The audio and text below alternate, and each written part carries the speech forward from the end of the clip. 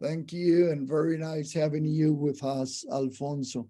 Marko Massinger, Development Executive and Production Technology Advisor to Paramount Plus. Marko Massinger is a German entrepreneur, film producer, and imaging scientist.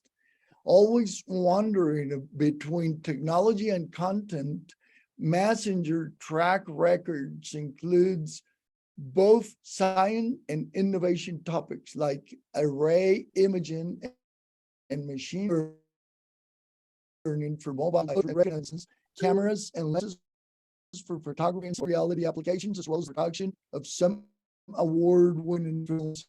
Massinger is well known for his unique brand and tool-agnostic approach to solving technical challenges around content and audiovisual storytelling.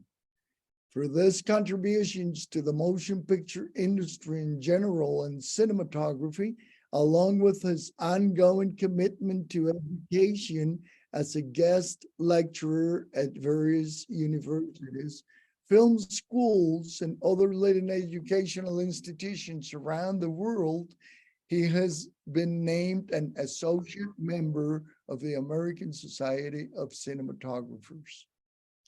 Thank you all. Thank you, Marko. Ready to go. Okay, thank you, Carlos. Now we're going to begin with the talk, and I'm going to explain something what happened in this talk. At the end, everyone is going to have the opportunity to make comments or make some questions.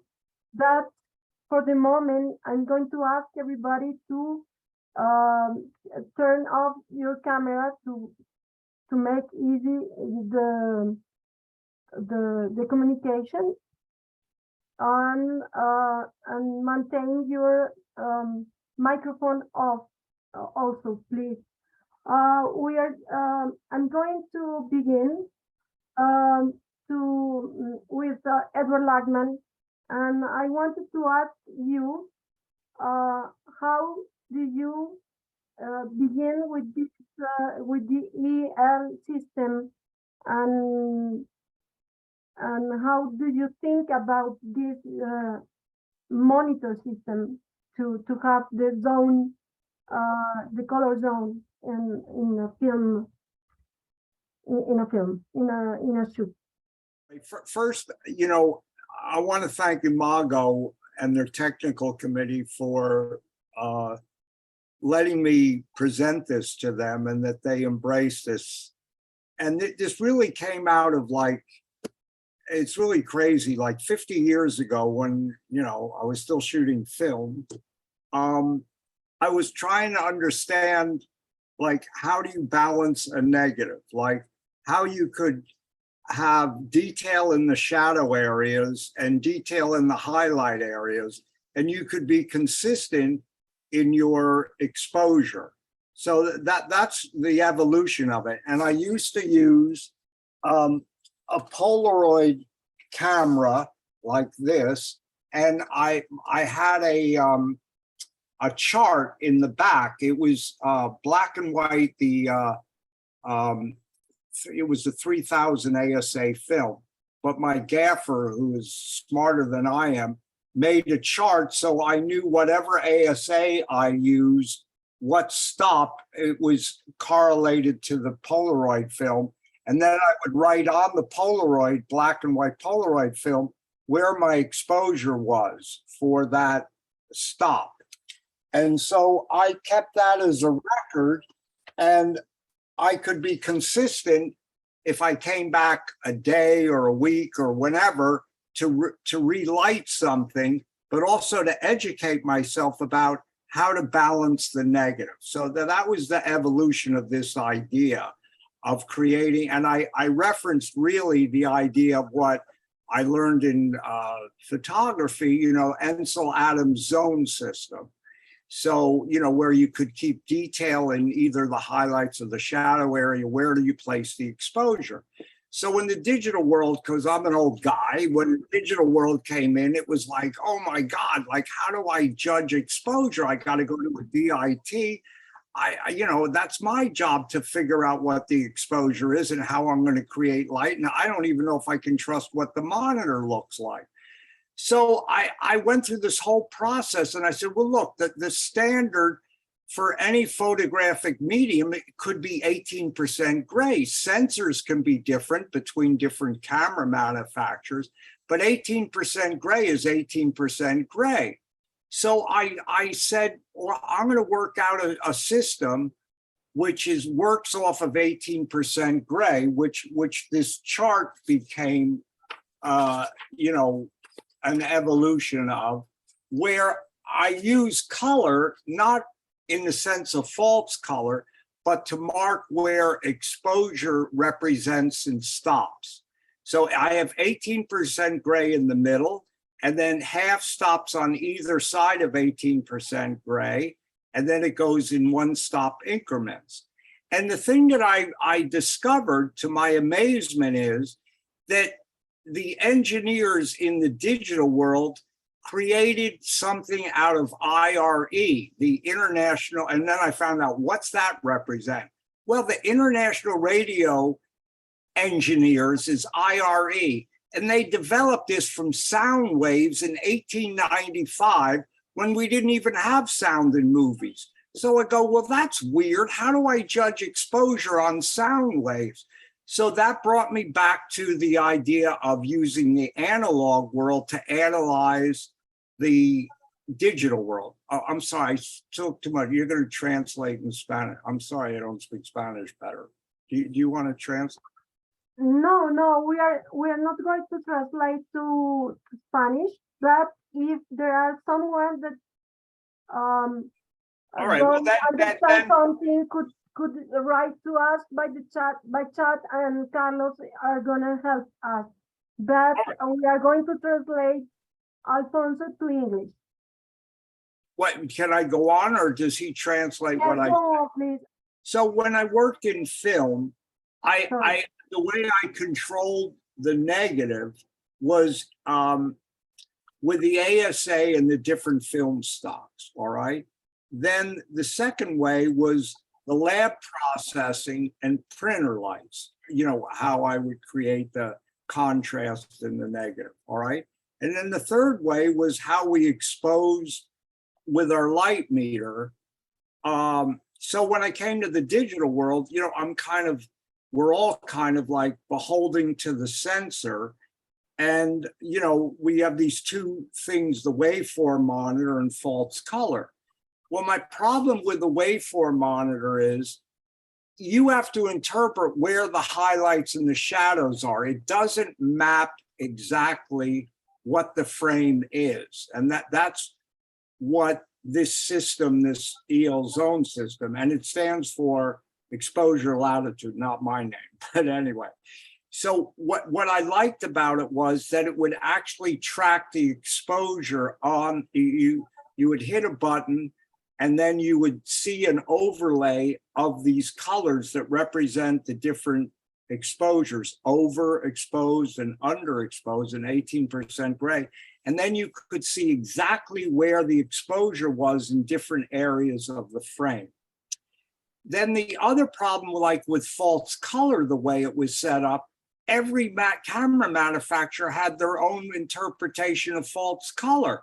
Like, it drove me crazy. Airy made green, everything is good. Well, what's that mean, everything is good? I want to know, is the window 3 stops over or 2 stops over versus where the shadow area is? So and I have to compliment or give credit to Barry Russo at Panasonic, because he was really the first manufacturer that was willing to fight with me to get Panasonic to put it in some of their cameras. Marko Massinger, engineer and a cinematographer, helped me refine it. And now it's in Small HD has just come out with it, and Sigma is going to put it in their still camera, and Panasonic. So I'm I'm in contact with ARRI and Sony, and I really want it to be a universal standard that we can go from one camera manufacturer to another, like we had our light meters, and it didn't matter what camera you worked with, you knew where your exposure was by your light meter or your eye.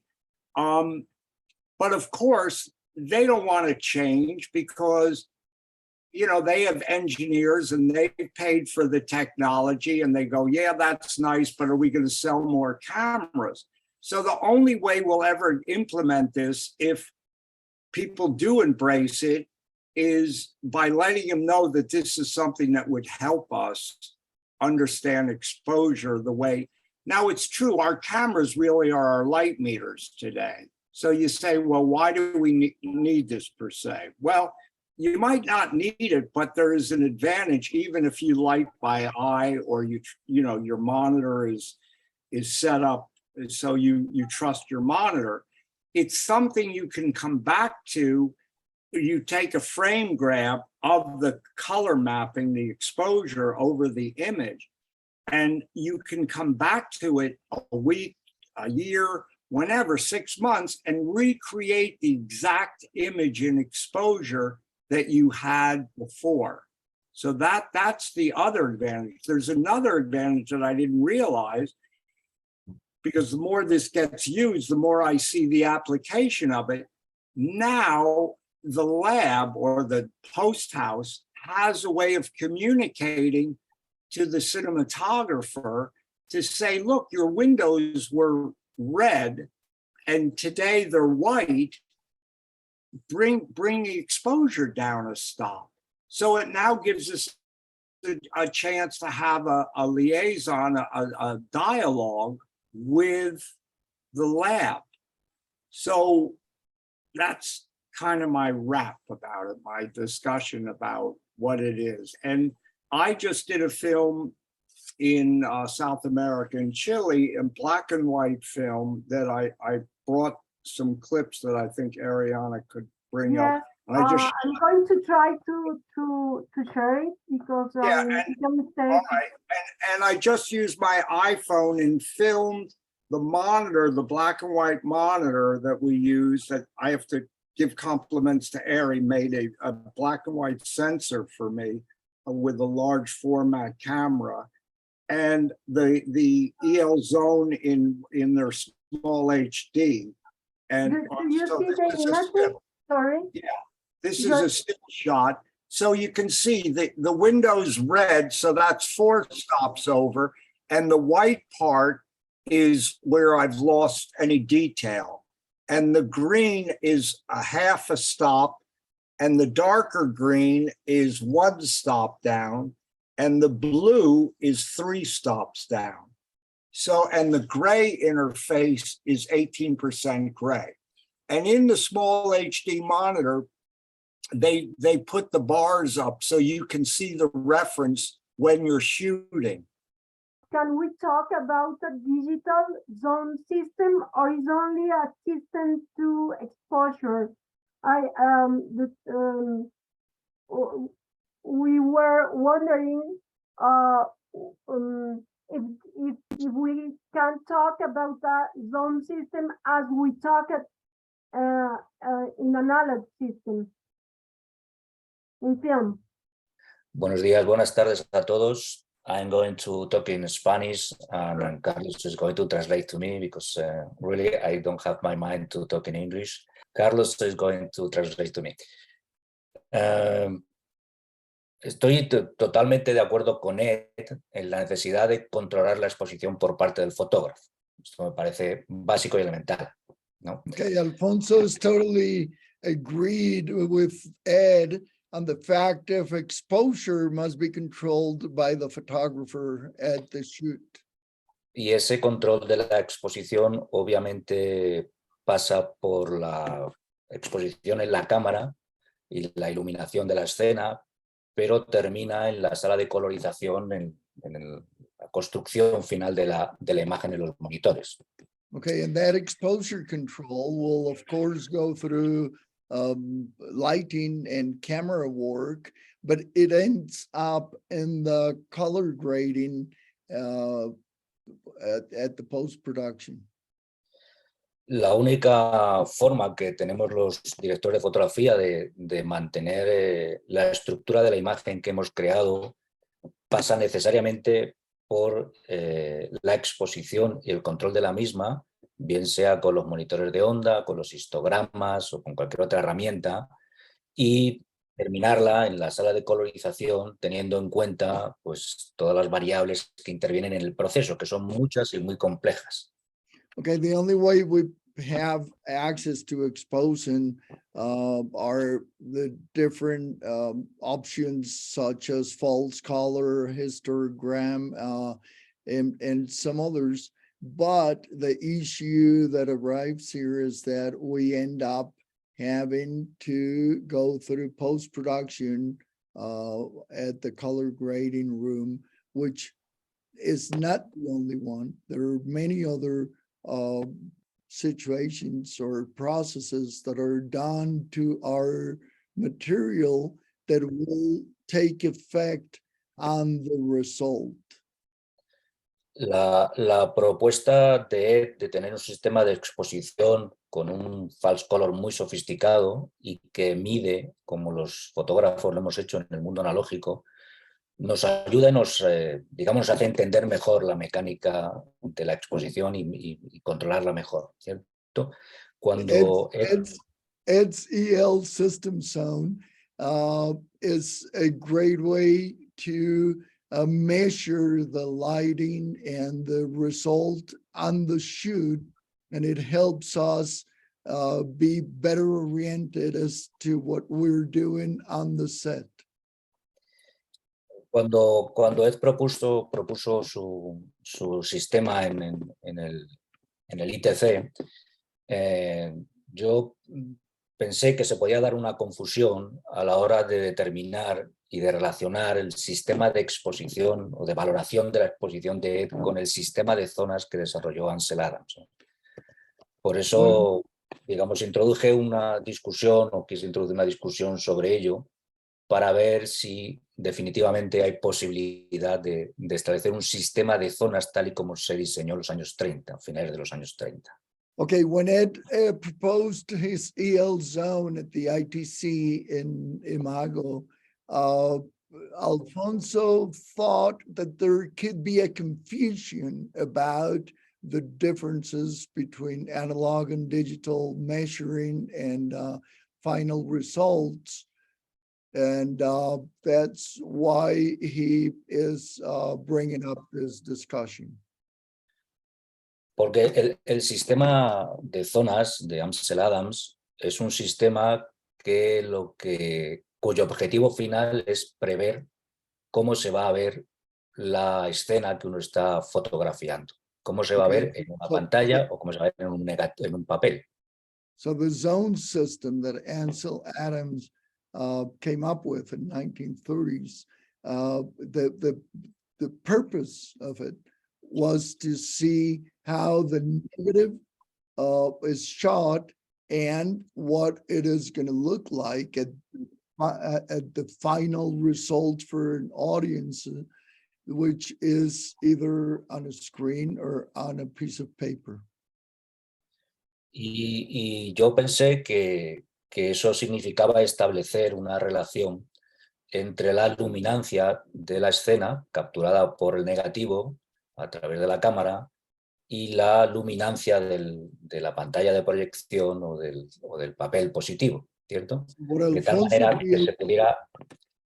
manera que se pudiera establecer una relación entre una cosa y otra de forma estructurada, ¿cierto?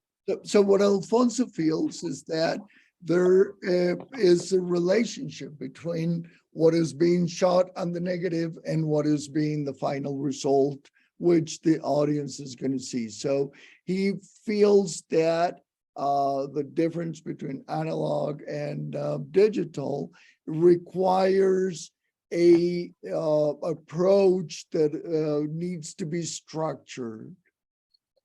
Si hacemos una transposición de eso al mundo digital, yo tendría que establecer una relación entre la iluminancia de la escena, o sea, la luminancia de la escena, perdón, y la luminancia de mi pantalla, de mi monitor o de mi pantalla de proyección, ¿cierto? Yo valoro esa luminancia. So if we transpose what we're doing on a digital shoot, he'd need to translate what he's got on his screen to the values of what he's going to have at the end. So that is the brightness elements on the zonal system. Es decir, las candelas por metro cuadrado de las diferentes zonas de la imagen está representado en diferentes valores nit en el monitor. Which means that the candle by square meter on the image is represented on the nits of the monitor. Esto, digamos que parecería como la lógica de un sistema de zonas análogo al que se utilizaba antes. A mi juicio resulta prácticamente inútil en el sentido de que la imagen digital en sí misma te da de forma instantánea la imagen en un monitor y no necesitamos, digamos, previsualizar o prever o intentar entender cómo se va a ver finalmente nuestra imagen en una pantalla. Es decir, hay una inmediatez. Hay una inmediatez de lo digital que hace que no sea necesario prever cómo se va a ver. So he feels that since the final purpose of having a zonal system in digital is to see what it's going to look like at the end, what the audience is going to be watching. He does not see a need to have it on the set, a zonal system on set, because he's already seen what the final result is going to be like. So the feeling is he does not need to pre-visualize because he's already visualizing the final result.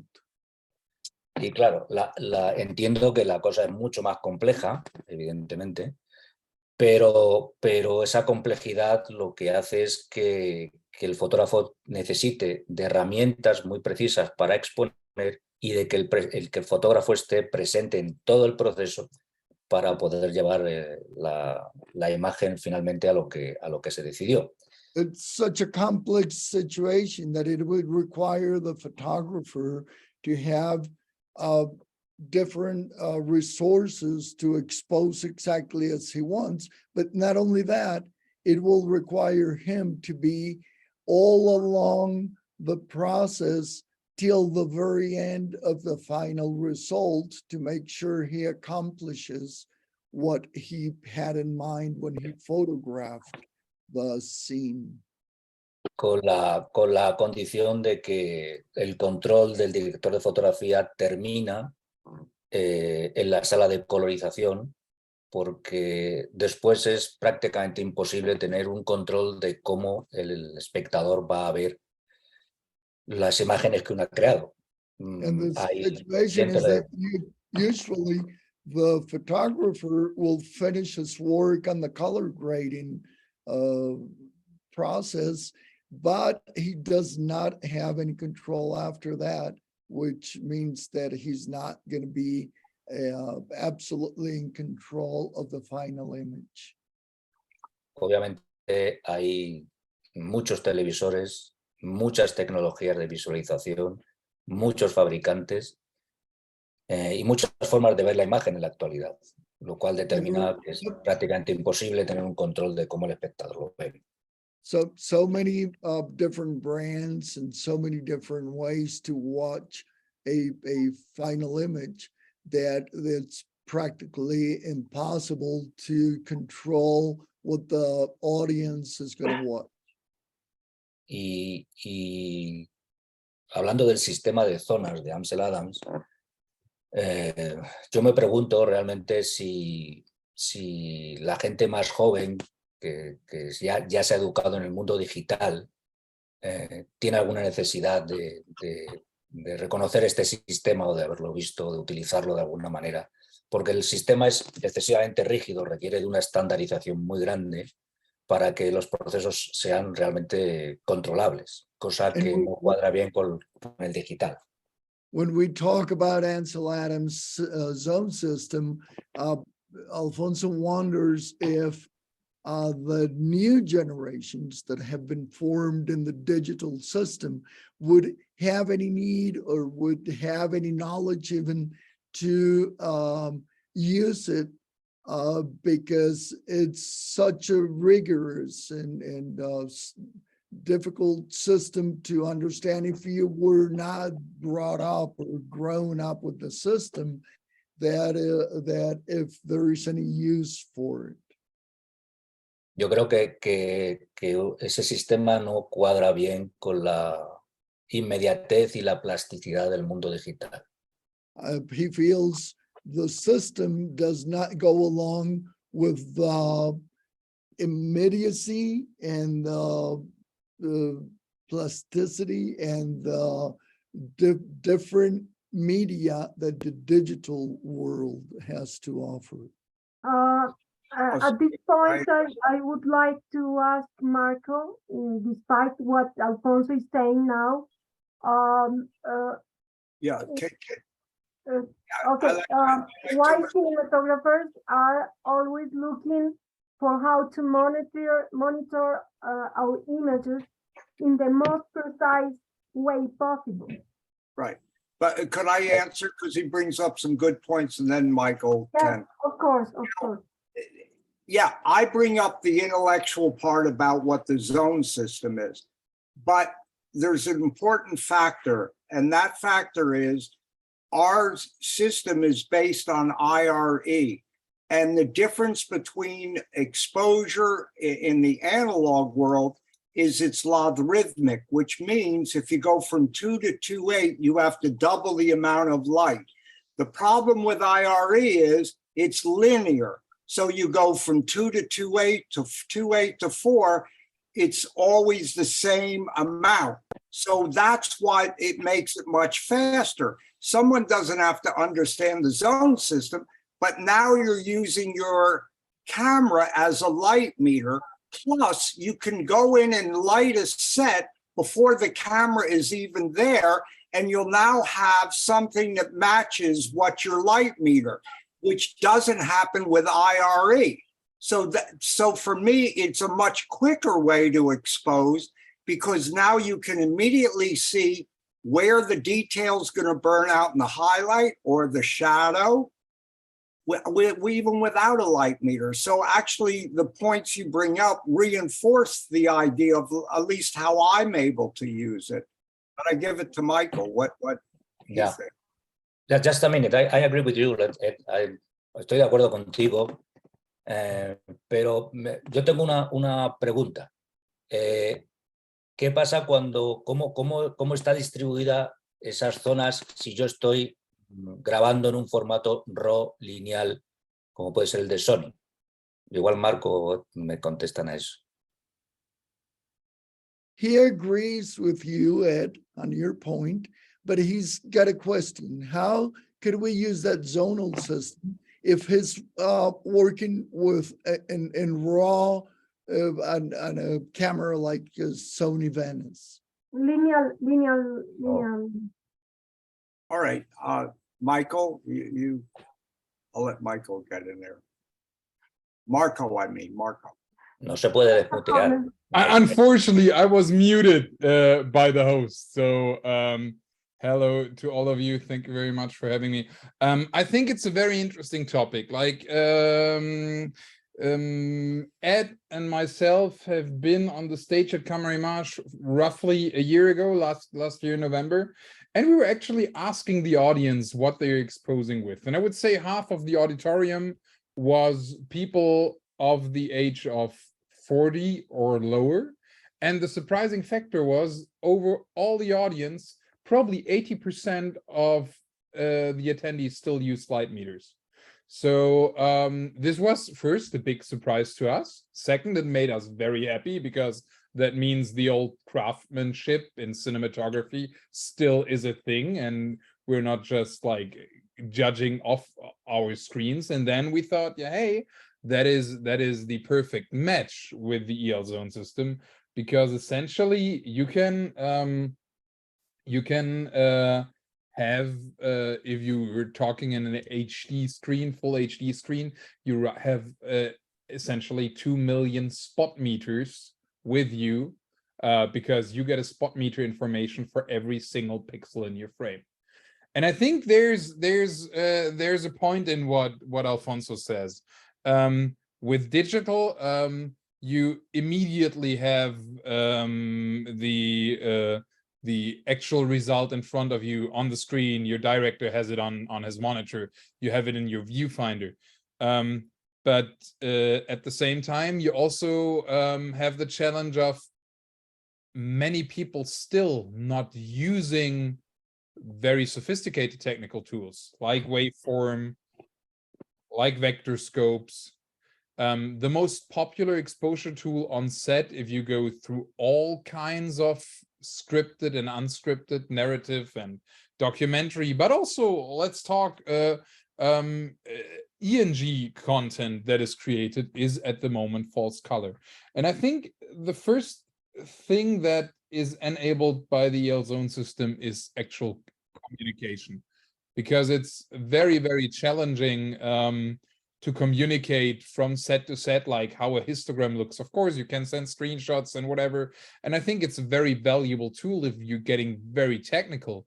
But for general communication, being fast and just giving people what they want, those 70 to 80% of also people, probably not all of them attend Camera Image, but 70 of 80% of people are using false color due to what manufacturers are telling us.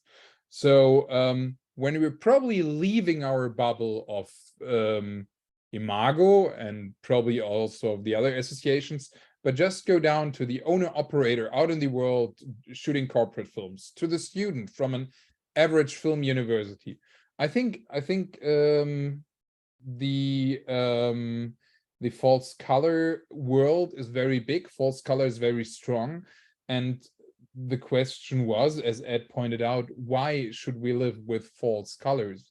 And there comes the idea of a color heat map. And where this can help even Alfonso or Ed or myself when we're on set, even though we have the ITs that watch their vector scopes and their waveforms very closely, and probably we do it ourselves as well.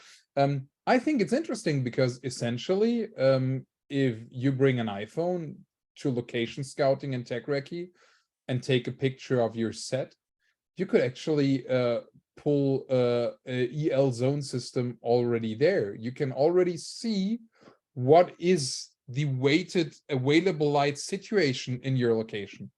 What would this look like on a Venice? How much latitude do I? Well, now my focus puller fails, which is how much latitude does my camera need? Am I fine? Do I need to lift like the general light volume to see outside of that church or that cave or whatever? And I think that could be very, very useful, having a standard of a color heat map, now called EL Zone system, that is first very intuitive because it's from colder colors, purple, blue, green, to warmer colors, yellow, orange, red, with a clear indicator for blown out highlights. Oh, this is, I think, still the, yeah, this is not the most actual one. Like essentially what you see here is the color heat map. The only thing is that the red and the purple don't show +5 and -5, but they show +5 and more over average gray. And it's not +6 on the overexposed side, but as soon as you see white, that means you're blown out. You have no information there anymore. The same thing with black. That means with the last color, you're essentially having, if you have a high-end modern cinema camera, let's talk Alfonso's Venice, that probably sees 14 stops, then you probably have in your last red tone and in the purple 2 or 3 stops. But as cinematographers probably never really try to differentiate in like within stop 6 and 7 below or above average gray, and but do all their lighting within those probably 6 or 7 center stops when it comes to like motivated lighting of your set that is done on set, fixtures, etc. Then I think it's a very useful approach, and we even like had fun looking at what colleagues did and like how general scenes look from colleague to colleague. And there we're again in the educational space. Our wonderful colleague Larry Scher, ASC, has this great database, shotdeck.com, and we just pulled a couple of hundred shot deck images of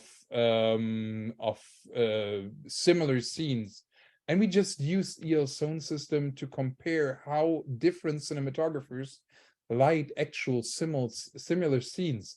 And we're looking at like differences and similarities between them. And we're discussing their approach and stuff like that, opening up the educational space, but at the same time, being fast, communicating on set and just checking your exposure. I think both of that could help both the student as well as Alfonso with his Venice. Do you agree, Alfonso? Yes, I agree, but I'm going to change my question in another way. Okay, Alfonso está de acuerdo, pero quiere replantear su pregunta de otra manera. El mapeo de color, ¿sí?, del sistema de ED está hecho sobre ¿qué? Pregunto, ¿es el canal de luminancia de la señal de vídeo en logarítmico o sobre qué está hecho? And Alfonso wants to place a question in a different way. What is your EL zone system made on? Is it a logarithm? Is it what is it based on? Yeah, it's on a logarithm, but also his question about how does he use it with the Venice in RAW. 18, see, this is to me what the beauty is. 18% gray is 18% gray in any sensor. And that's why it can be used in any camera and you have a reference from the 18% gray. So every sensor can be set up different with their gamma, but you know where the exposure is because you're starting at one place. You know, there's somebody else that I like to bring into the discussion, Barry Russo, who was at DIT and was the one who supported it with Panasonic. If you could let him chime in a little to Alfonso's question. Are you still there? Can we let Barry? Is he still there? I saw Barry. I think I saw him as well, but probably he can't talk like me. Yeah. Barry? You guys hear me? Yeah. Okay. Sorry, I was muted by the host. There you go. So, you know, one important thing is about EL Zone is that obviously it's best to be done, you know, by the manufacturer to set the what is 18% gray for a given camera, right? The Varicams are at 41 IRE. I'm not sure where the Sony falls, but you know, so that has got to be determined. And as Ed said, you know, on a waveform on a vectorscope, the values don't say, oh, every 10 IRE is one stop. It doesn't work that way because of the log curves, right? It's different. So to be able to take that information by the manufacturer and apply the that next zone color based on the manufacturer specification, what that level is, it just makes it very easy and very accurate and very easy to set exposure. I have found just doing testing and being in the business for years, the setting skin tones was like instantaneous, as opposed to, all right, looking at IRE, where do I fall? Where is it? And the other issue with EL not ESO, but with false color, is it's extremely limited. You either have 4 to 6 stops of information. That's it.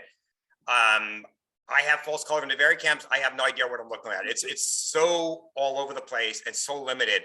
And when we introduced EL Zone, honestly, Panasonic wanted to buy the rights to it from Ed. They wanted to own it because it was so easy, and we wanted to put it in all our products. So I don't know if I'm answering the question and if I'm talking too fast, but it's very easy to use. I did a survey during our development of the VariCams. I was heavily involved in the VariCam development, and we found that most people actually didn't like false color because of its limitation. There were a handful that absolutely loved it, but most people I have no idea what to do with this. EL Zone completely transformed that and made it, for me and for my customers that I work with, made it extremely easy to navigate.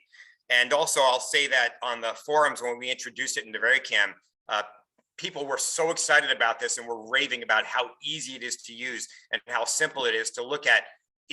18% gray is gray, white is overexposed, black is underexposed, the skin tone, right?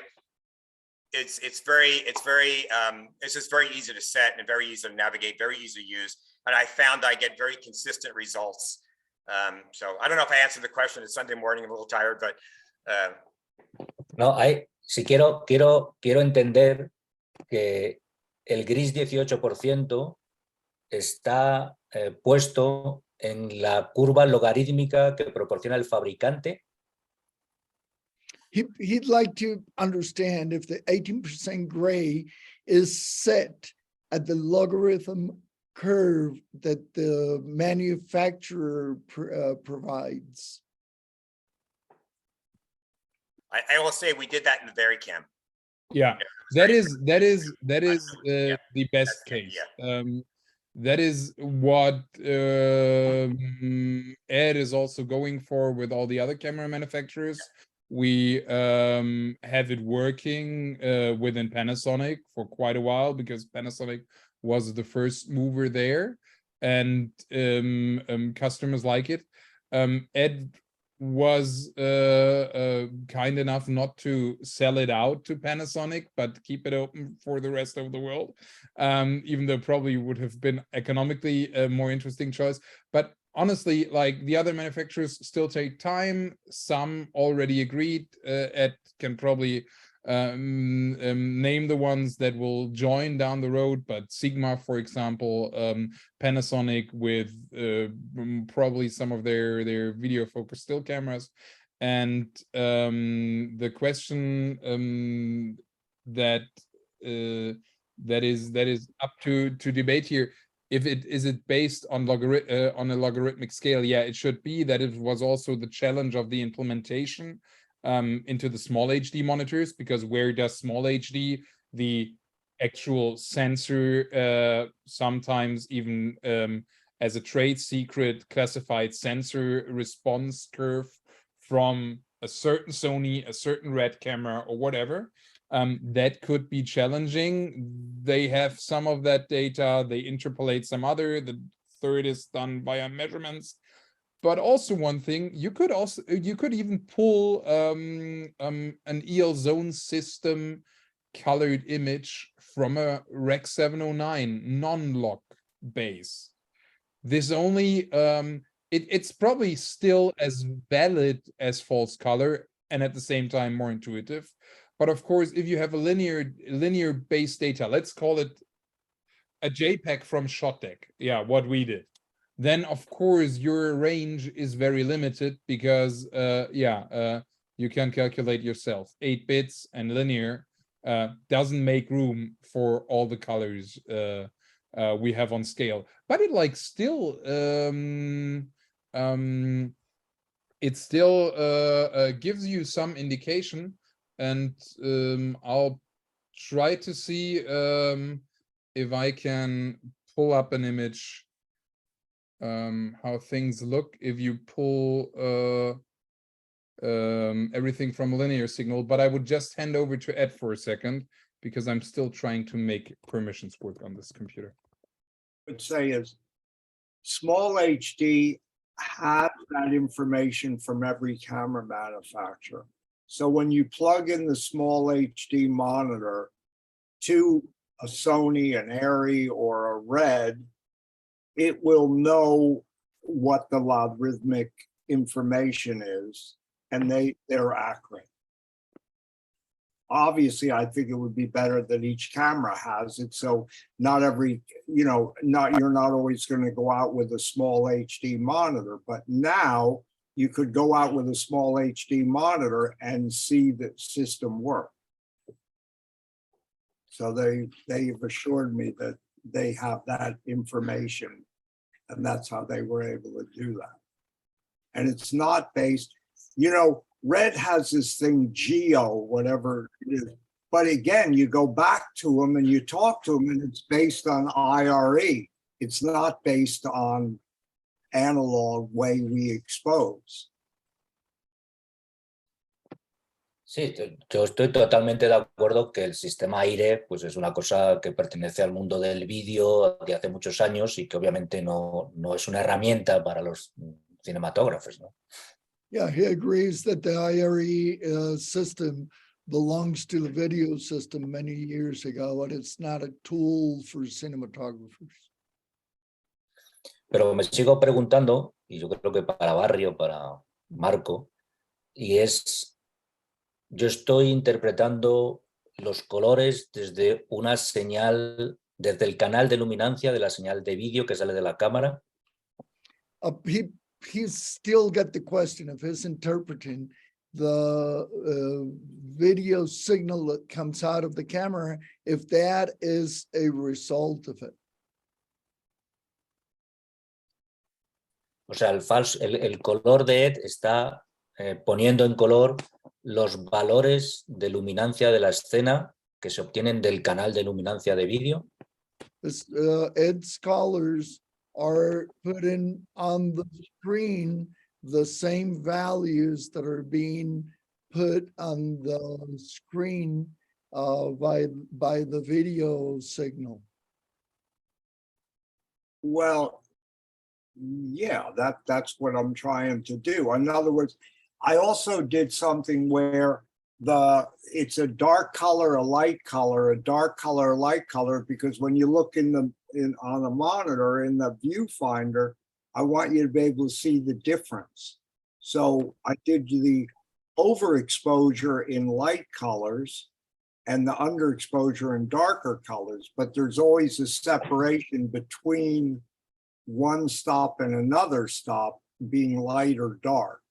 Maybe it's difficult to understand without looking at it. But yes, those colors should represent exactly what the logarithmic exposure is of that stop.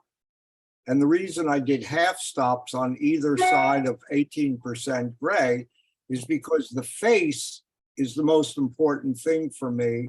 So where I place the exposure on the face, now you could also say, well, some cameras are going to have more latitude. Well, then the numbers that go out to +4, +5, you could just duplicate and say that's 2 stops.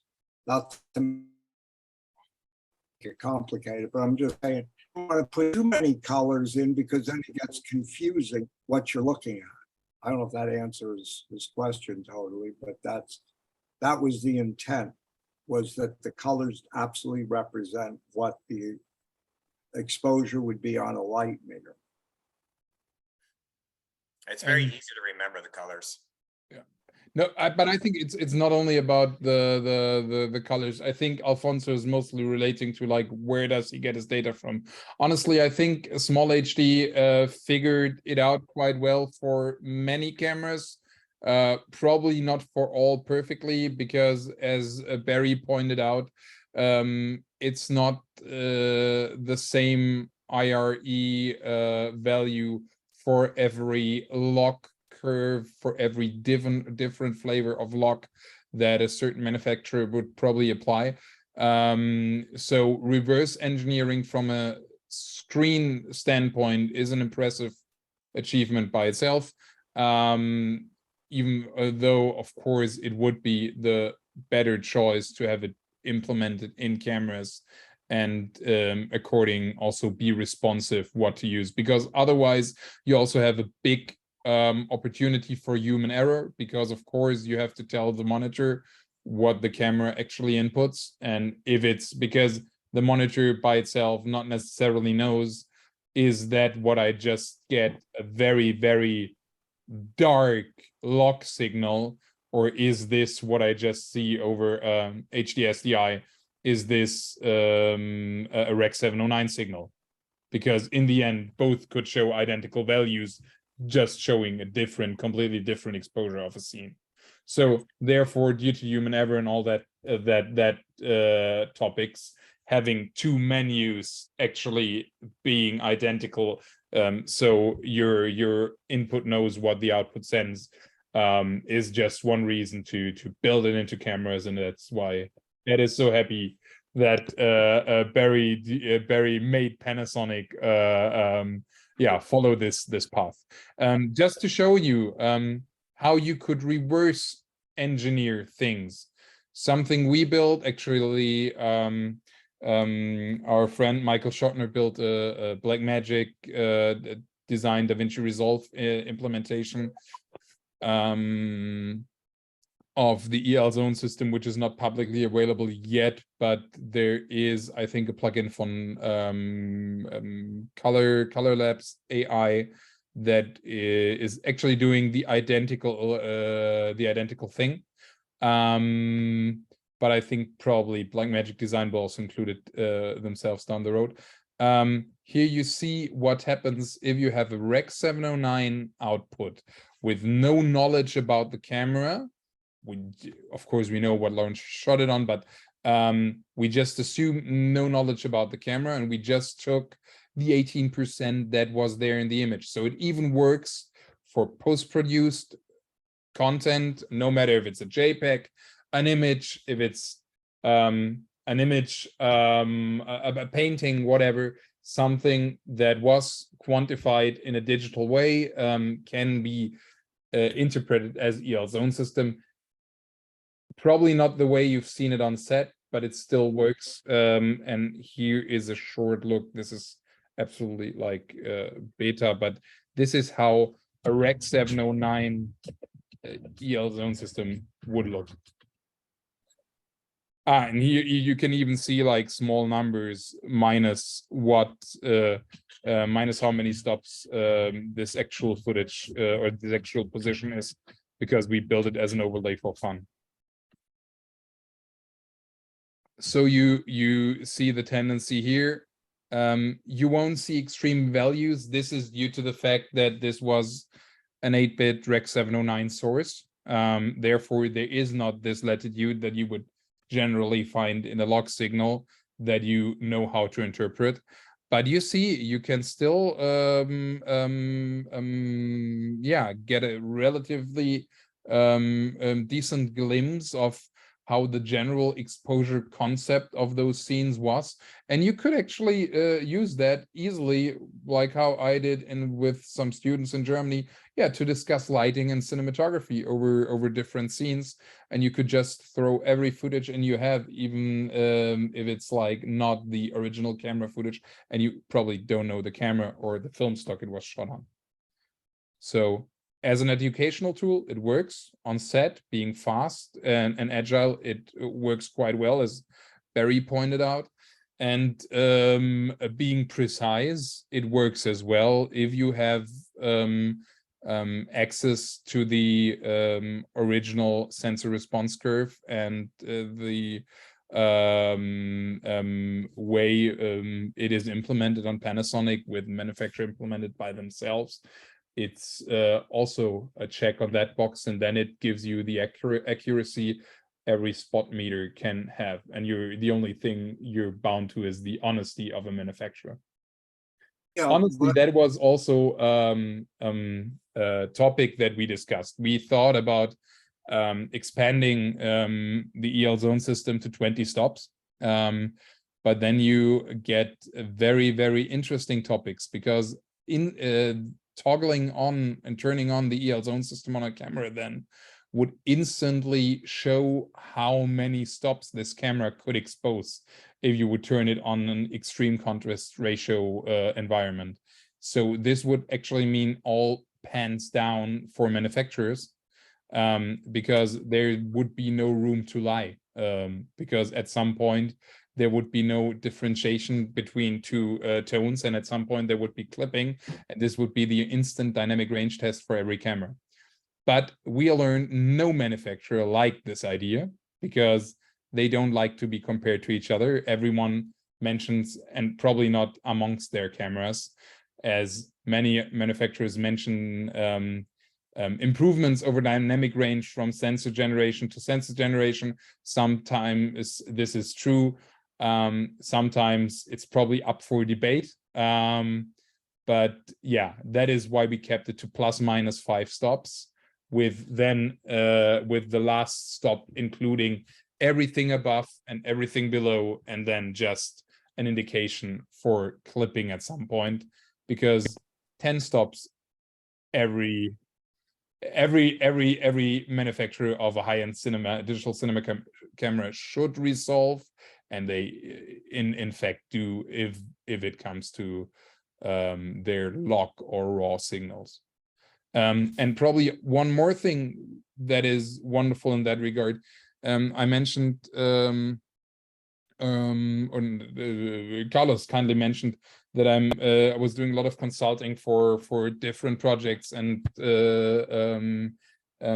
always taking care of situations where film and technology cross paths. And for example, with high speed moving subjects, we love all global shutter sensors. Global shutter sensors normally, due to the additional circuitry on the board, on the sensor board, actually have very often to sacrifice some stops. And the question always is like, is this global shutter sensor like still usable, or will it blow out highlights or shadows or whatever, and how to expose those two systems the same. EL zone system there gives us the complete freedom, because even though we have two cameras from two different manufacturers with two drastically different sensors, we actually see all the central exposure stops the same. Like, even though we probably have a 4-stop exposure difference or latitude difference, like ±2 more on the regular sensor compared to the global shutter sensor, we were able to actually generate and compose the images all the same, like because we could work with those inner 10 stops and we're fine with that, and had the same readout, the same tools on both systems. And that was like one of the worlds where the EL zone system really shined, because that is something false color or IRE won't be able to do so fast, at least not without additional remapping and a lot of calculations and some very, very good DITs. So one thing, to be fair to Small HD, they claim, or they told me, and it's something that you could address to them directly, that their exposure in their the sensor exposure system is tailored to their monitor, that they know which camera is plugged into the monitor to regulate what that exposure is. That's what they told me they were able to do. I didn't know that they could do that, but they were able to do that. Y yo creo que hay que asociar otra cosa importante que también estaba en el sistema de Ansel Adams, y es que los niveles de brillo, ¿sí?, van asociados a textura.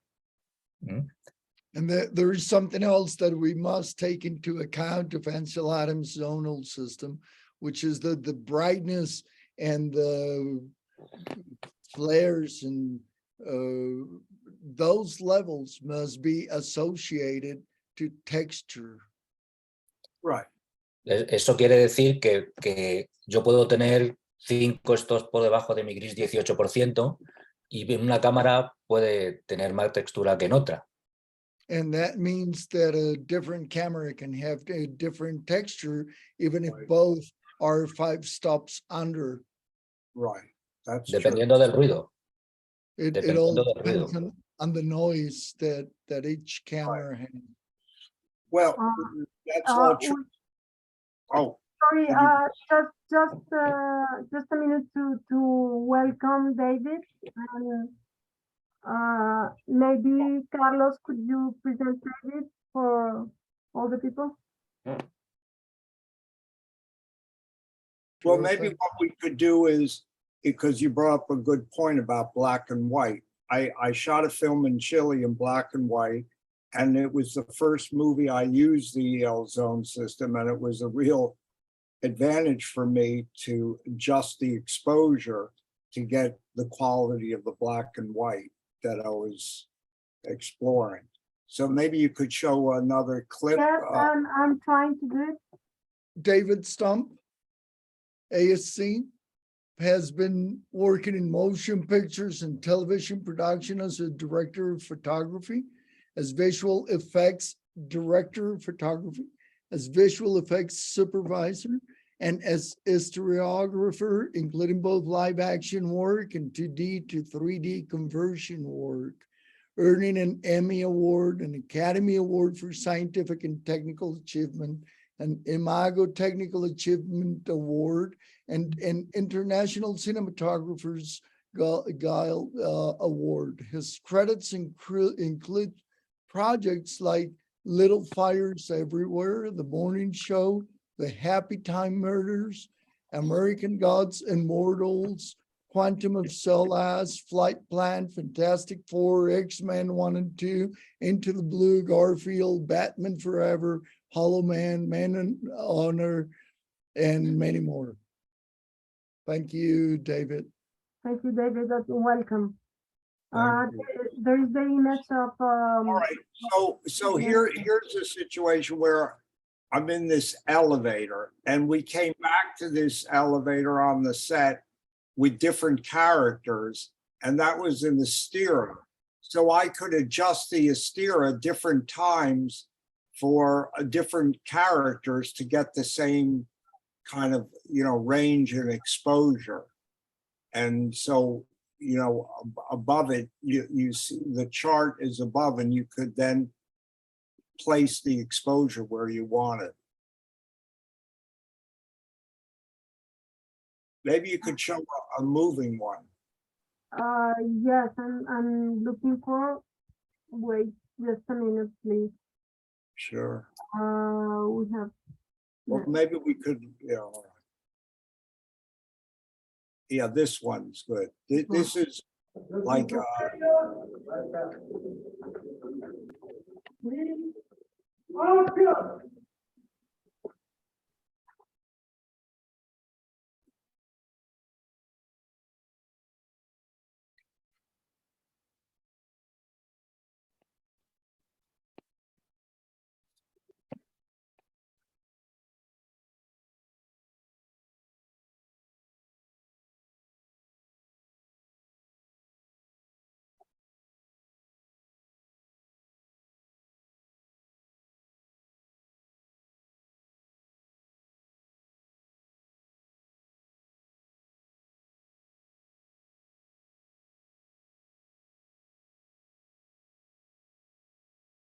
so like, here's a case where I don't know if my monitor, the black and white monitor, is set exactly right, but I know where the exposure is with the zone system, looking at the colors in the zone system, what they represent.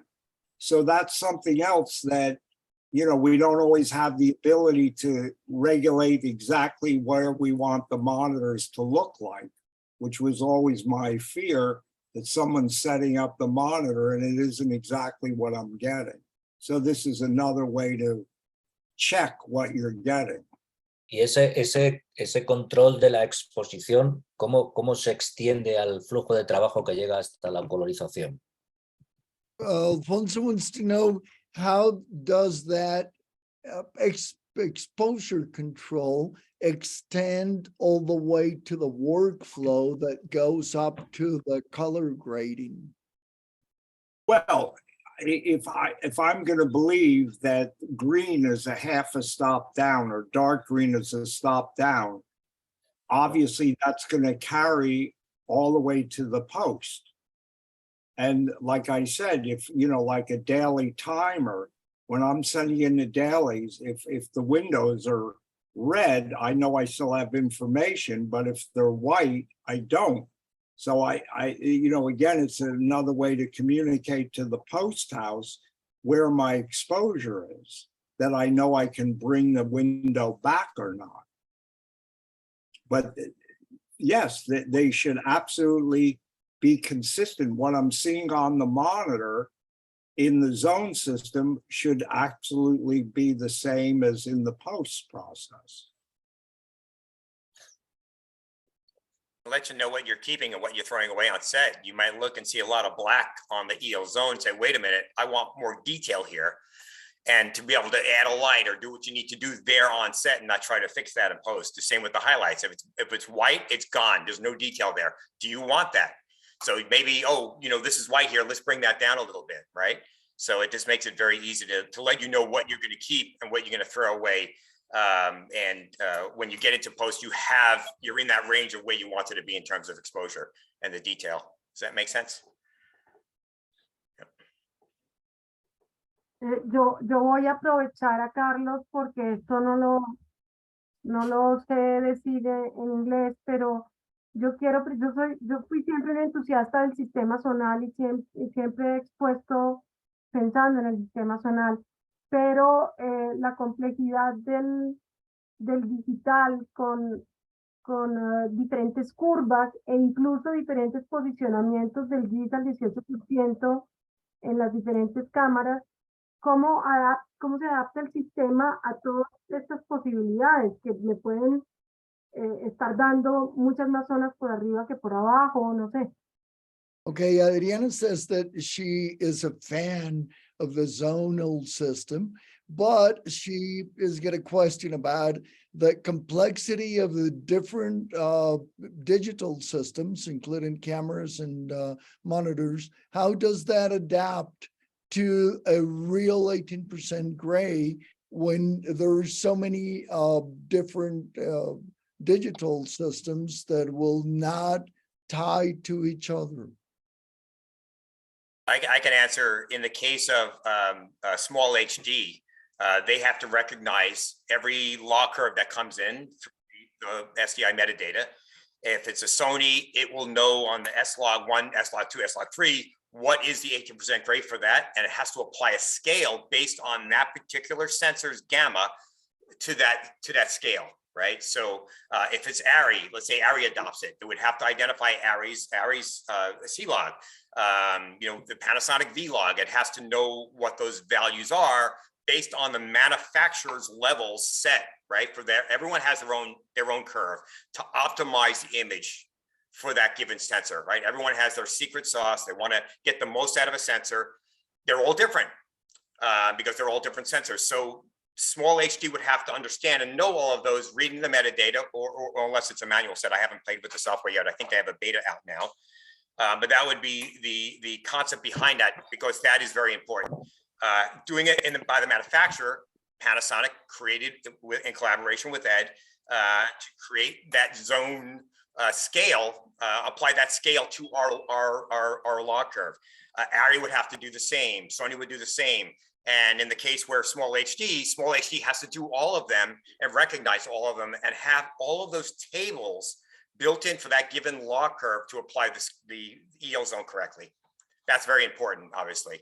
And I believe the engineers at small HD are like Ed indicated, have done that. And I don't know if they're using RDD 18 metadata to ID what's coming in, or if it's a manual process. I haven't played with the beta. I think I saw last night you can download beta software if you have a select small HD monitors. Everyone might want to check that on the website. But I plan on testing that and looking at that and then plugging in different cameras and see how it behaves.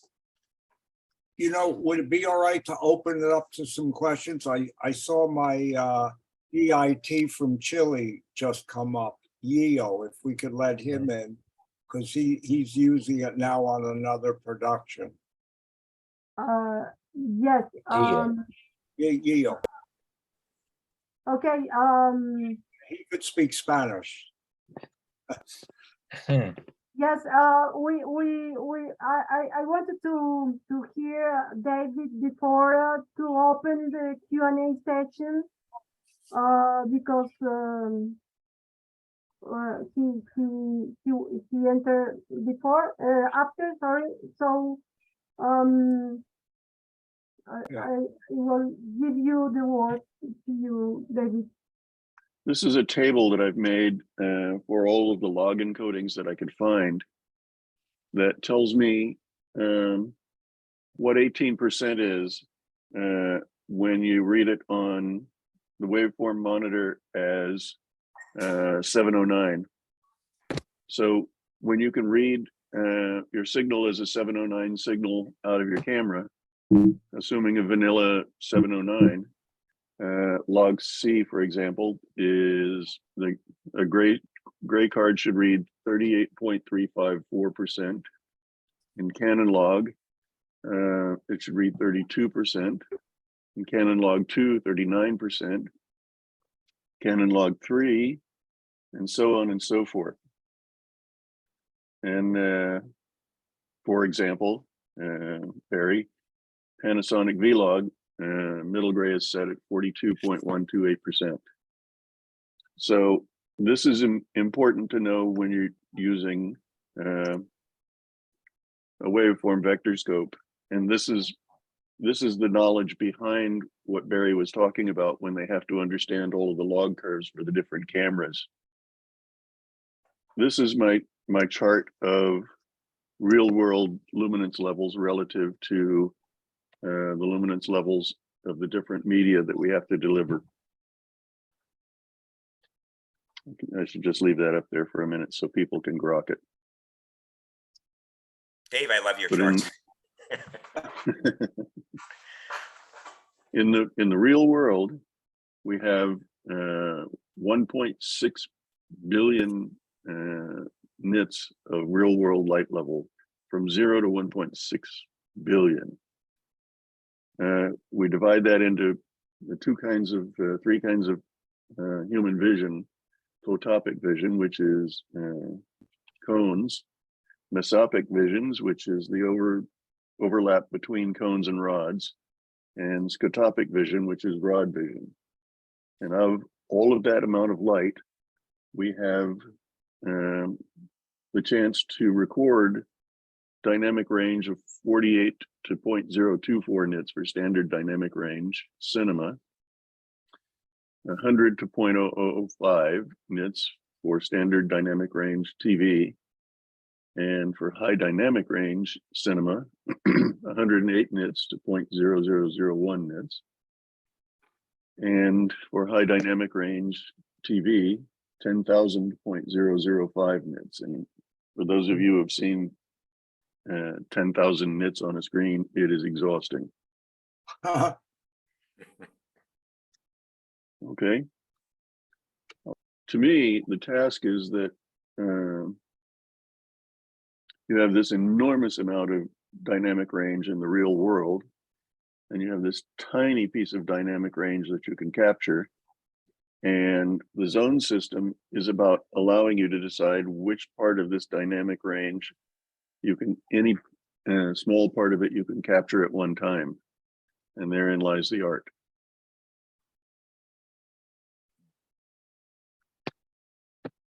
Okay, now And probably to add, it helps you after choosing your part of the actual dynamic range that is there in the real world. It allows you to determine and to actually explore those individual steps there, and to make an educated decision to push some part or to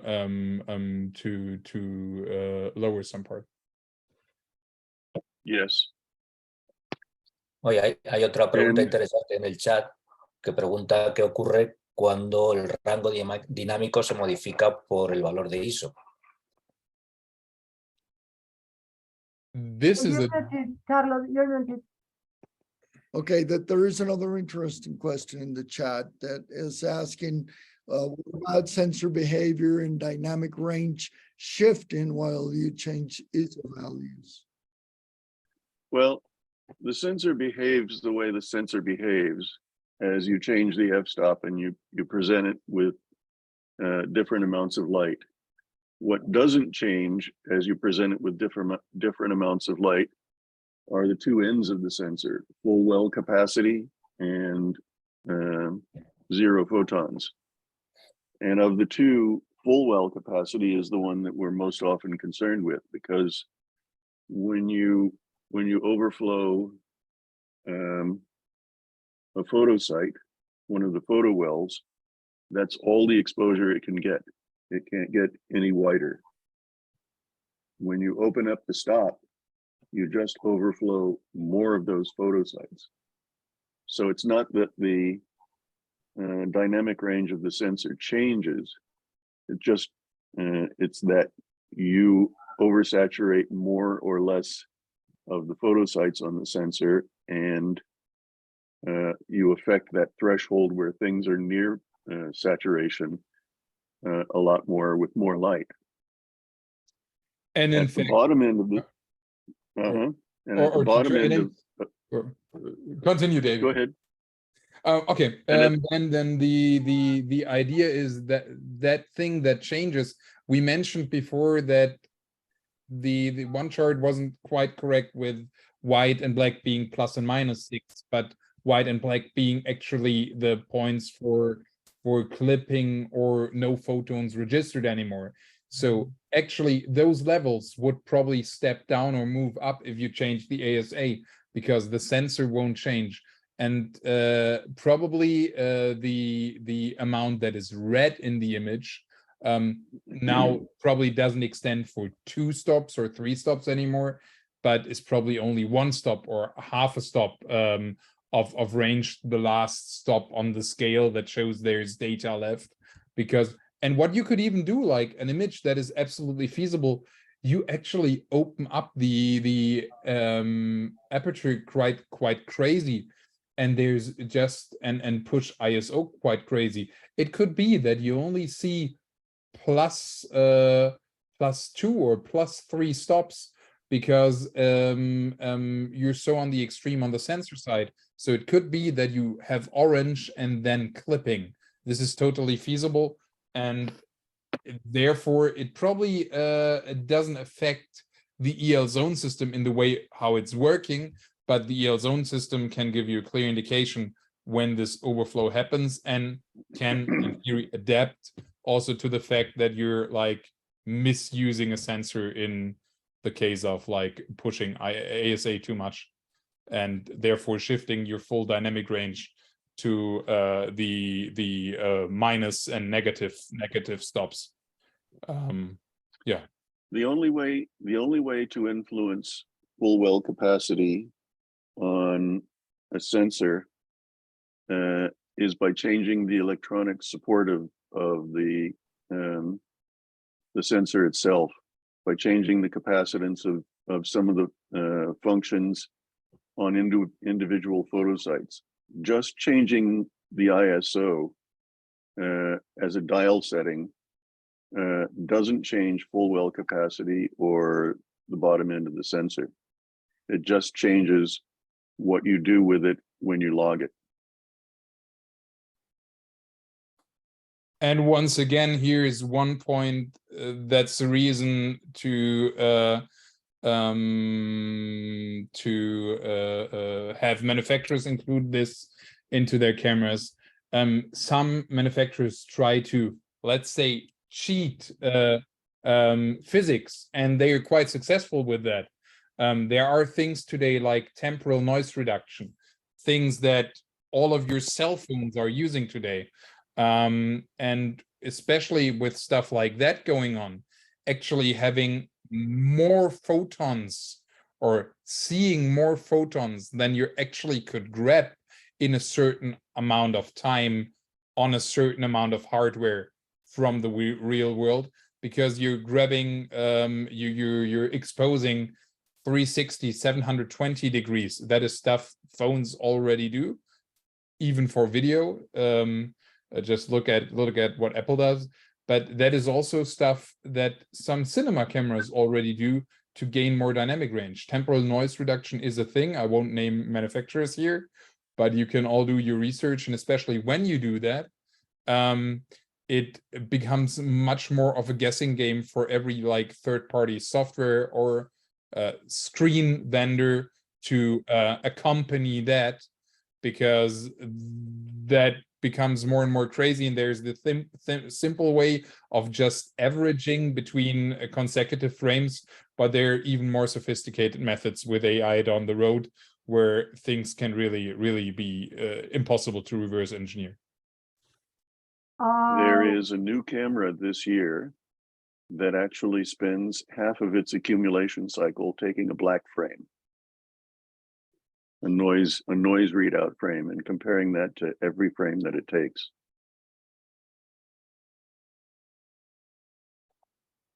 Asustado nos ha dejado Much ahí. this. Say again. Asustados nos has dejado. We are surprised. You left us all scared. Well, Don't be I afraid. Go boldly. we can open the Q&A session. I'm going to ask Emilio and Valentin to invite the people and to enable the sound and control the order of the questions. We can start with Gillo, maybe, that was waiting for us. Gillo, are you still there? He's not. I want to add one important thing for everybody to understand. EL Zone ideally is designed for a log workflow. If you are shooting baked in and you're taking a 709 out of your camera, you're going to shoot yourself in the foot. If you're monitoring EL Zone with an external monitor, you want to make sure you're in a log or a fixed gamma. For example, if you shoot baked in with a Varicam, we have baked in looks called V looks. If you go beyond that and go into a traditional broadcast look or a 709, those gammas are adjustable, the midpoints are adjustable. That changes everything, and you're going to throw everything out the window. So be very careful. And remember, most of us here, it's cinema workflow. We're going to be shooting in log. But for those that are doing a documentary and you're trying to shoot with the baked in, be very careful. And if it's Varicam, you can use it in the V-looks. If you put the camera in a V709 or a broadcast look, it's going to actually disable EL Zone to protect you. It's going to force it into the old false color system. So just be aware of that and understand that. Hola, ahora sí. Hola, Gillo. Hola, ¿cómo están? Hola, Ed. Gusto saludarte, amigo. Bueno, yo tuve la oportunidad de It's a probar pleasure saying hello to you, Ed. Your picture, Gio. Hello. Okay. Pongas tu cámara, There Gillo. is my video. There is my feed. Hello. Y habla despacio. ¿Tú quieres que Carlos te traduzca? Tienes que hablar despacio, o lo vas a hacer en inglés. Bueno, me da lo mismo, pero como estoy en un ambiente en español, sería mejor para mí hablarlo en español. No tengo problemas porque trabajé con él solo hablando inglés, pero quizás me va a ser más fácil explicarlo en español. No entendí tu pregunta. Lo que no te puedes es extender mucho porque mi capacidad de memoria es limitada. Entonces, he's going to speak Spanish and I'll translate. All right. Okay. So, nosotros trabajamos el EL Zone con Ed. Por primera vez hicimos los testing, de hecho, y modificamos algunas cosas que venían con error. Una de ellas justamente fue... They worked the EL Zone along with Ed for the first time, and they modified a few things that they found they had errors on it. Lo primero que trabajamos con Small HD en principio fue ver qué tipo de señal era la que necesitábamos para poder tener una medida precisa respecto al sistema zonal en el sensor. Okay, the first thing they figured out when they started working with the small HD was to check what type of a signal they needed to have a precise signal that was actually coming from the sensor. Y para hacer eso, tuvimos un día completo de testing solo midiendo con spotímetros y comparando si la medición correspondía en lo que reflejaba el monitor. And to be able to do that, they had a full day measuring with a spot meter and making sure that what the monitor said was exactly what they were getting out of the spot meter. Y luego de aquello, las personas de Small HD nos enviaron un nuevo beta donde existían las posibilidades de seleccionar por cámara y también de hecho, por índice de exposición que estuviéramos usando, pero lo que sí era muy importante es que fuera una señal C-Log y no 709. Okay, so what they did, what Small HD did was that they sent them a beta software that would determine if the signal was on C-Log and not log 709, if the signal would be more accurate. Exacto. Después de las pruebas, Ed quedó conforme porque fuimos capaces de comprobar que la medida que aparecía en el IL Zone correspondía precisamente a lo que nosotros medíamos en el set con los spotímetros, y entonces comenzamos a usar la herramienta con toda la confianza. So after the tests, Ed was pleased with the results because he could make sure that the one corresponded to the other, the spot meter with the measurement on the small HD monitor. Y bueno, esa fue nuestra experiencia, que hay que decir también que fue en un ambiente de monocromo, porque trabajamos con una cámara especial de ARRI preparada para un sensor monocromo. Entonces, no sé bien cómo funciona en otro ambiente color. So that was his experience, that it worked really well, but it must be said that it was a monochromatic sensor, and he would not know how it would work on a different sensor. Probably something to add in, as I was involved building that camera, the camera that shot the Project El Conte that Adriana showed you the images of, shot by Ed a couple of months ago in Chile, was an ARRI Alexa Mini LF monochrome, one of a kind, no buyer pattern ARRI Alexa Mini LF.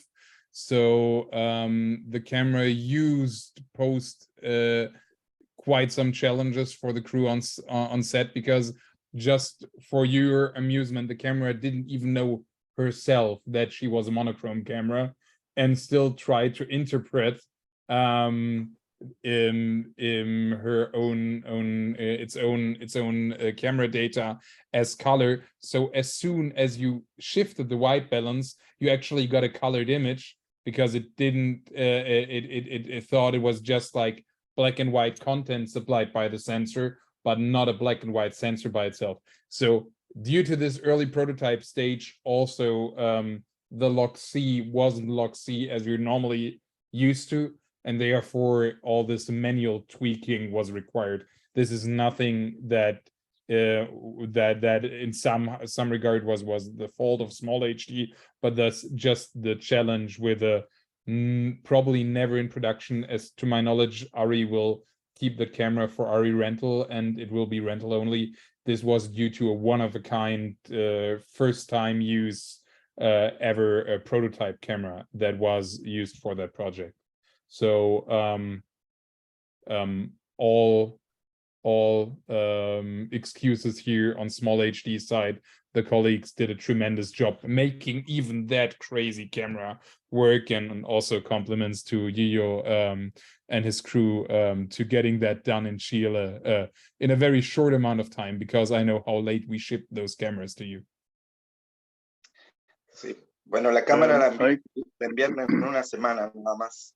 En una semana y como dices, importante, la gente de ARRI debió hacer un ajuste en la temperatura de color para poder llegar a la temperatura que necesitábamos y no afectar el ambiente monocromático. Yeah, they only got the camera 1 week before they started their shoot, and he feels that the ARRI people should have done an adjustment on the color so that their monochromatic black and white would not be affected by the switching of the color temperature. Sí. 5.240 más 14 es el ajuste de temperatura que ellos midieron correcta para el ambiente monocromático. 5240 plus 14 was the adjustment that they ended up with for the monochrome. I can remember that thing, because that were like the most critical informations that were passed between Europe and Chile at that point. No, because somebody of course reset the camera right before start, so all the original setup was lost. No, honestly, also props to all the folks at ARRI, because they built the camera in less than 4 months from scratch, when it first came to ads in my mind how it would be to both shoot large format, both shoot black and white. There are monochrome Alexa classics out in the world. There is also a monochrome version of the Alexa 65, but this is the first monochrome Alexa Mini LF. So yeah, they also struggled with time, and I think it was a marvel that they somehow managed to build that camera in time, and even a backup one, and get it to Chile. It was 4 weeks, not 4 months. Oh yeah, sorry. It was essentially 4 weeks. Yeah. So it was 3 months, and in the end, like, of discussions, but in the end, 4 weeks of actual building the camera. And if you know what it means to build an additional one-of-a-kind sensor without the buyer pattern, this is kind of crazy fun. And of course, getting it assembled, QC, everything, and making a production ready camera. And in the end, it worked, and it didn't fail you on set. So we're probably all quite happy and looking forward to see a true black and white only 4.5K Netflix original movie shot by Ed. Probably, Ed, do you already know when we can see it? You're still mute? They're going to color correct it in May or April, so I don't know. But Yiyo, you showed me or sent me a picture. You're using it on another set. I assume that's color, right? Are you Which one? shooting Who's gonna show it? You, Ed, or is the email? Yeah, Yiyo, can you hear me? Yiyo? Yes, I can hear you. Yeah, you sent me a picture that you're using that monitor on a color film now, right? Yes, in my monitor. I buy a new one for me, and then I'm using your ELSON forever from now. Muchas gracias. Okay. And it's working very well, very well. Thank you, Emilio. Emilio, there are some. So, David, Stump, you can go. Okay.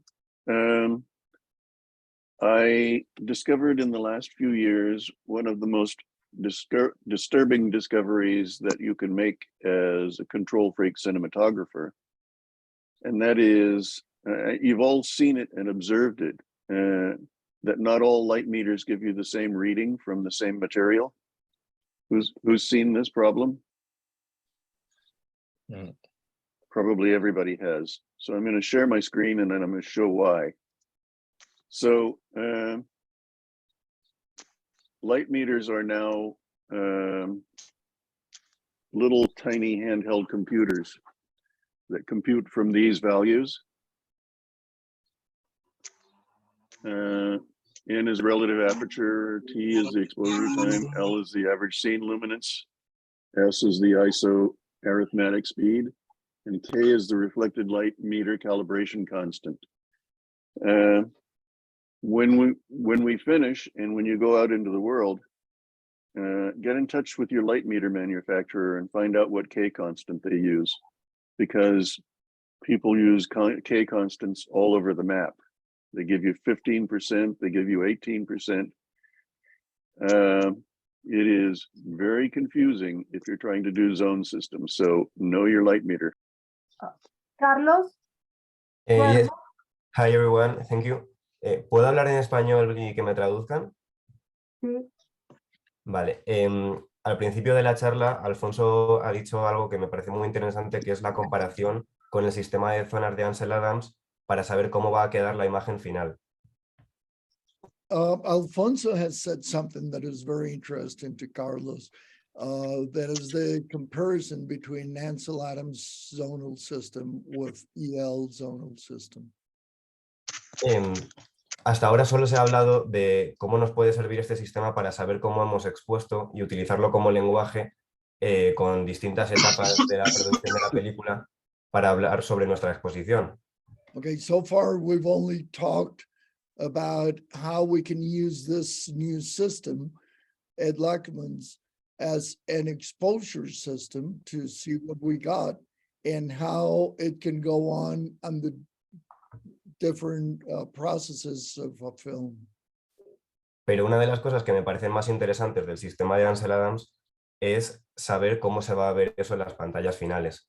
Nosotros no podemos... Sí. Sorry.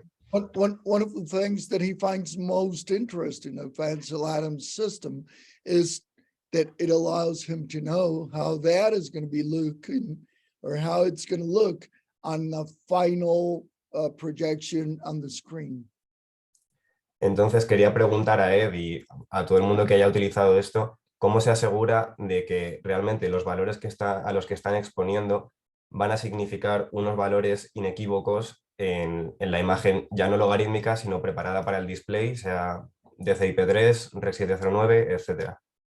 So I want to ask Ed and everyone else that knows about it, how those values that we're getting on the shoot, how can you make sure that those are the ones that are going to be finally on the screen for the audience?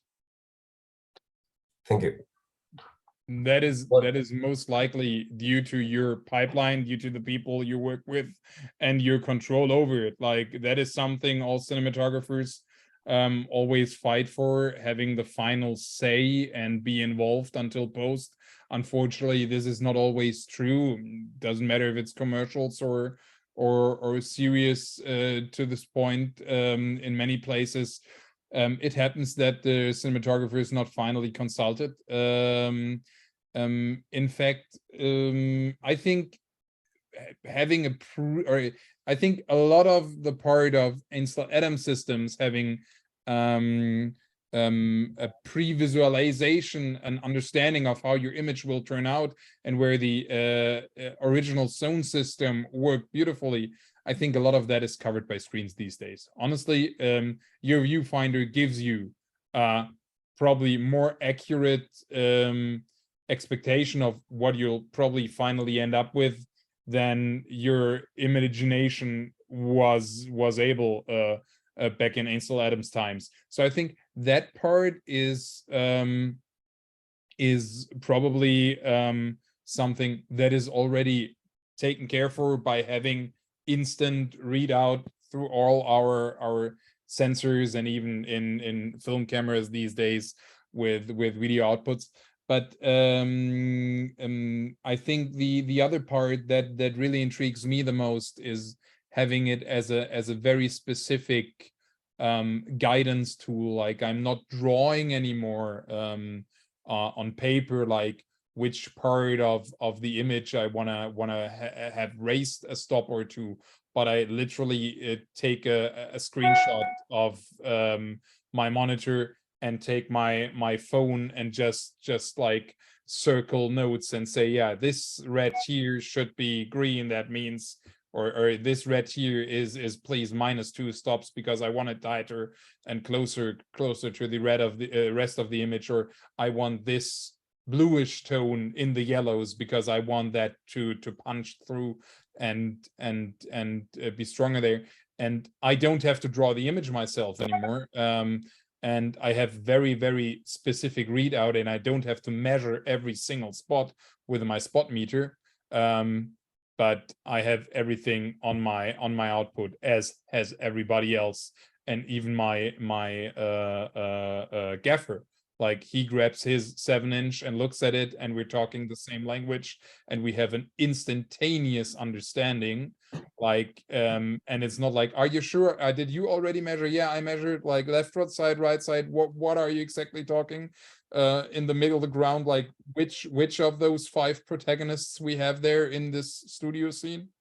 And I think for those situations, it's absolutely beautiful, especially when you're working fast and you probably don't have like 70 shooting days for a film, but probably 10 or 12 for your 60 minute series episode. Then you're very happy with that.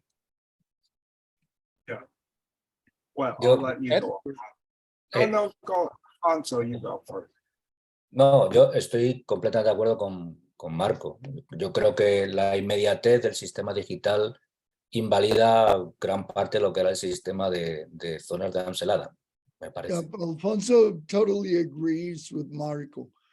He is certain that the immediacy of the digital system is going to take over everything that was done at Ansel Adams times. Porque tú puedes tener, digamos, fotografiando una escena donde tienes tu gris 18 en tu zona 5, ¿cierto? Y dependiendo cómo lo ruedes, en qué curva y todo este tipo de cosas que hay que hacer, tu zona 5 después en tu monitor puede convertirse en zona 8 o en zona 3 o en zona 2, ¿sí? Dependiendo mucho de los procesos que desarrolles. Yeah, depending on the processes you develop or how you shoot it, what type of a curve you shoot it with. You may have an 18 gray and 5 zone, and then it ends up an 8 or in a 3 or in a different zone when it ends up, when the material ends up being on the screen. Algo que tú podías hacer en el mundo analógico, tú podías variar la densidad del negativo con los revelados y tu 18% variaba.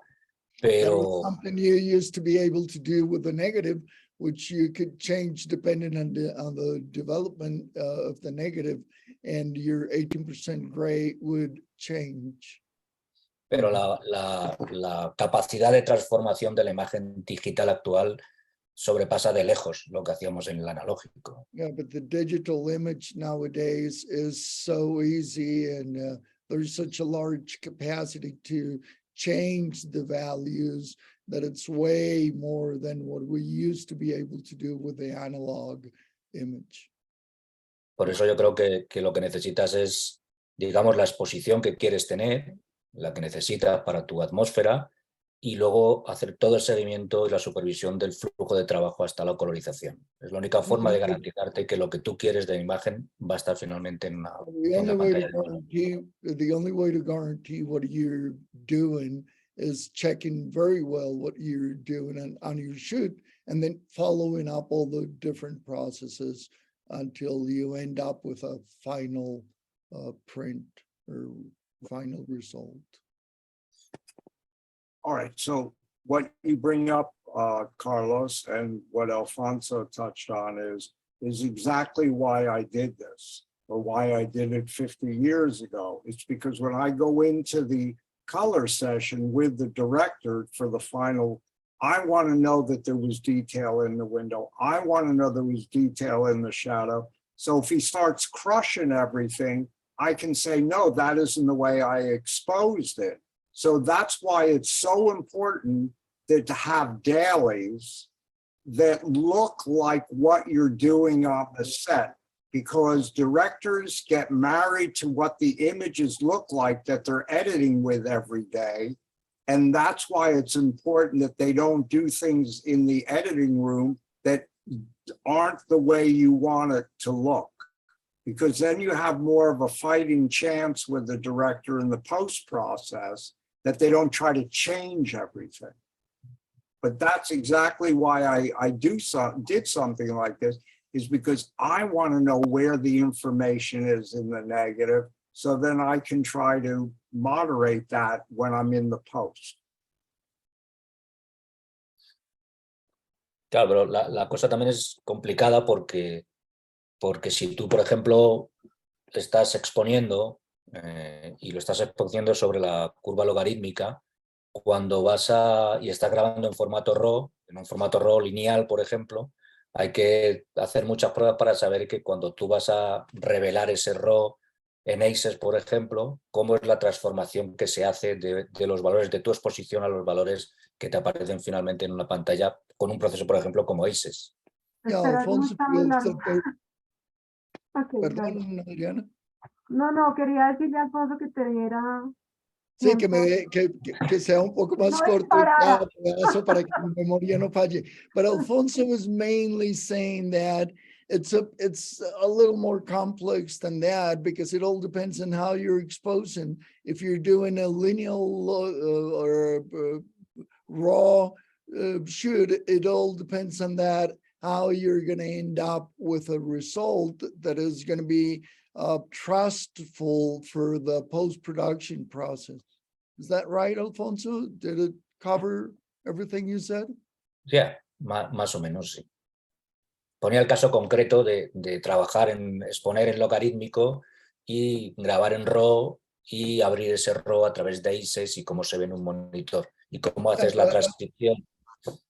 And an example is if you shoot in a logarithmic curve and but you record on RAW, how is that going to end up? And you open in ACES in post-production And when you open it in an ACES and post. or reveal. Well, we have other questions, Emilio?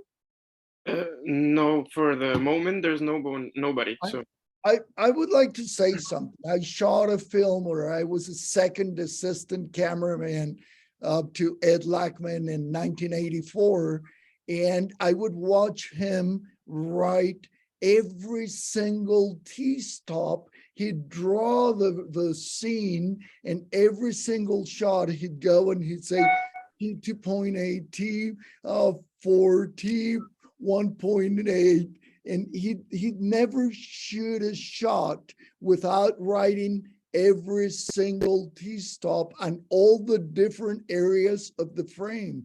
So this is something that Ed has solved because he felt he needed. He's done it for many, many years with a ruler, a piece of pencil, a pencil and a piece of paper, and now he's done it digital. So that's something useful to know. I want to add something. Not everyone has a DIT. A lot of people are run and gun. They don't have great monitors. This eliminates monitors being out of calibration. That's very important because I've seen, as an engineer at Panasonic, I've seen so much bad exposure from people making these basic mistakes.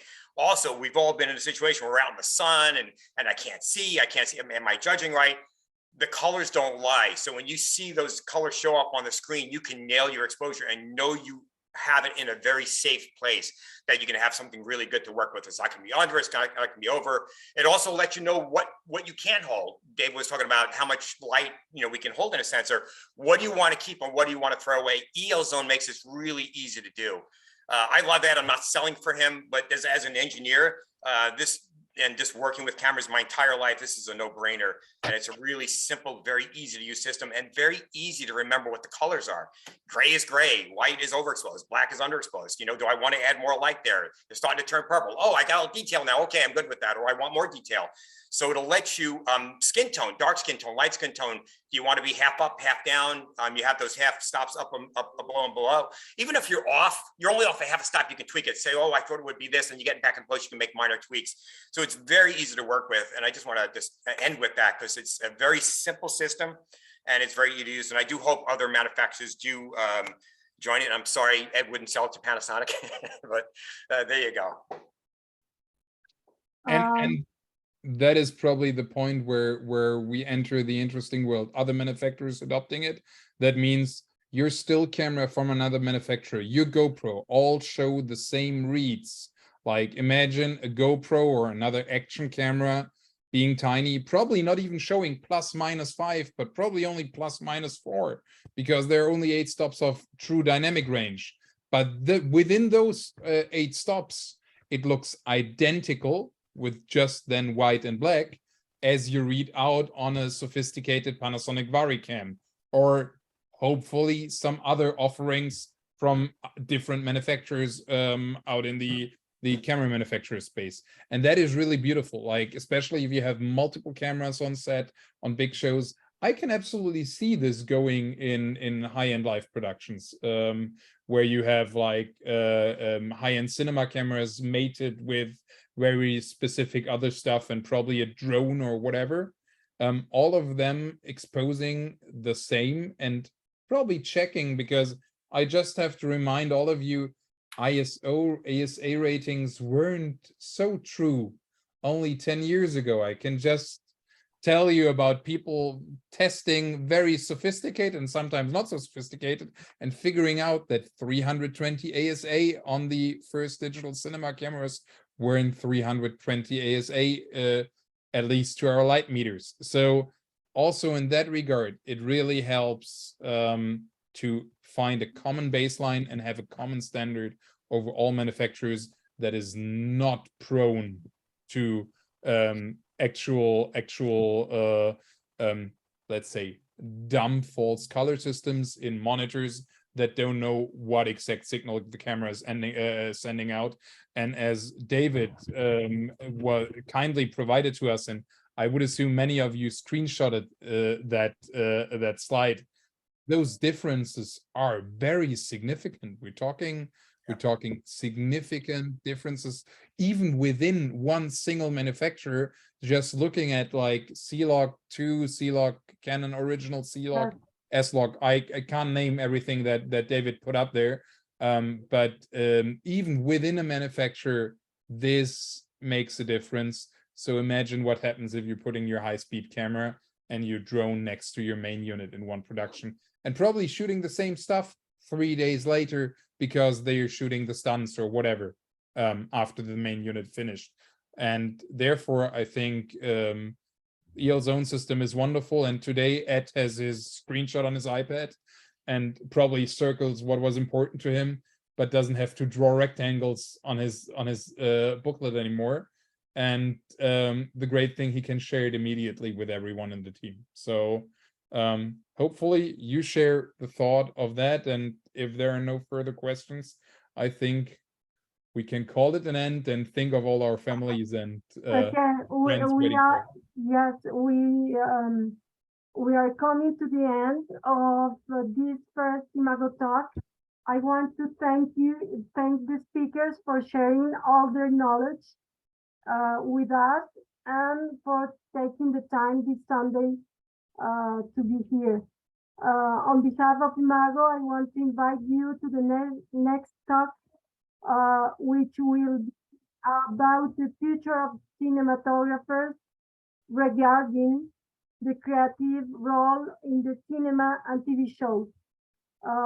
There is a role that is changing in this last time, and I think it's a good idea to talk about it. Thank you to all for being with us in this Sunday, and see you the next IMAGO talk. Bueno, yo quiero agradecer a todos. Thank you very much, Adriana, everybody. I'm going to go to bed. I'm really, really sleepy. I just came home from work. And Nice to see you, David. Sorry. It's good to be visible. have a good night. Yeah.